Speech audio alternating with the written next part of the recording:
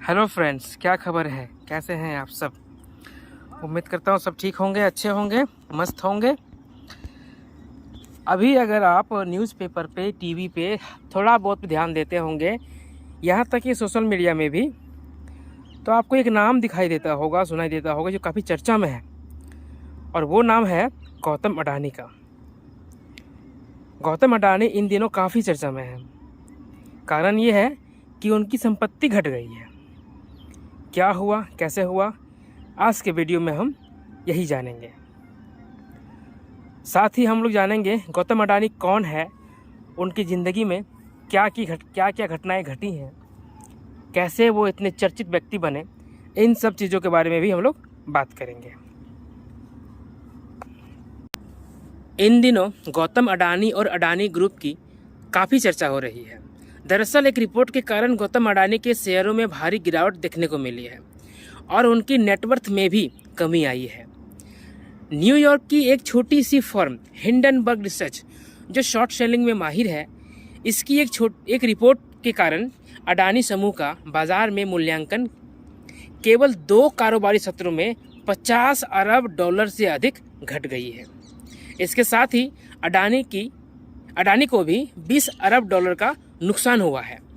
ये उनकी कुल दौलत का 5वां हिस्सा है, 1/5।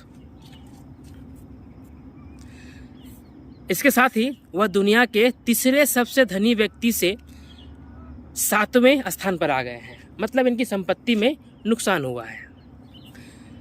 हिंडनबर्ग रिसर्च की रिपोर्ट ऐसे समय आई है जब अडानी ग्रुप 20,000 करोड़ रुपए का एफपीओ लाया है।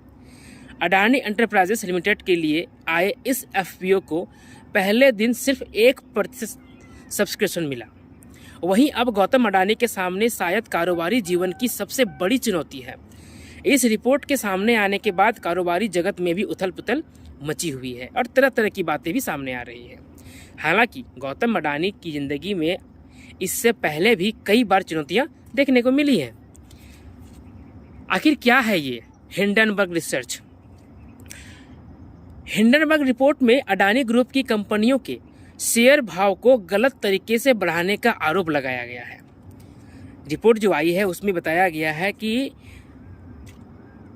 इस अडानी ग्रुप ने अपने शेयरों के भाव गलत तरीके से बढ़ाए हैं और इसके बाद से ही अडानी के शेयरों में गिरावट देखने को मिली है। हालांकि ऐसा पहली बार नहीं है जब अडानी के सामने चुनौतियां आई हों। इसके पहले भी अडानी के सामने जिंदगी में कई चुनौतियां आ चुकी हैं। अडानी ग्रुप के मुखिया गौतम अडानी को डकैतों ने 1998 में फिरौती के लिए अगवा कर लिया था और इसके करीब 11 साल के बाद जब आतंकवादियों ने मुंबई पर हमला किया था तो वह ताज होटल में बंधक बनाए गए लोगों में शामिल थे। 26/11 का हमला याद है आप लोगों को?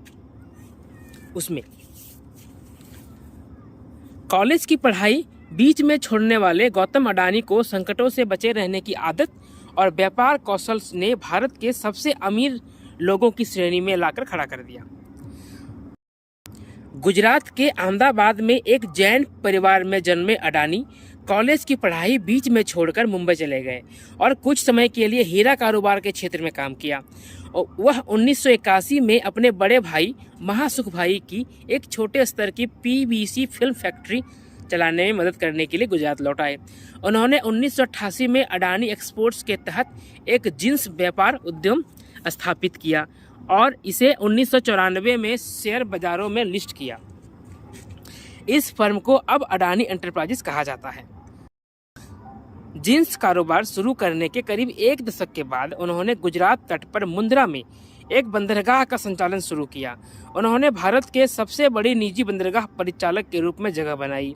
इसके बाद उन्होंने पीछे मुड़कर नहीं देखा और बिजली उत्पादन, खनन, खाद्य क्षेत्र, गैस वितरण, नवीकरणीय ऊर्जा में अपने व्यापारिक साम्राज्य का विस्तार किया। अडानी के व्यापारिक हित का विस्तार हवाई अड्डा, सीमेंट और हाल ही में मीडिया में भी हुआ है। एनडीटीवी को इन्होंने एक्वायर कर लिया है। ये हैं अडानी, गौतम अडानी, जिनके बारे में काफ़ी चर्चा हो रही थी। कारण क्या था आपने पढ़ा, सुना।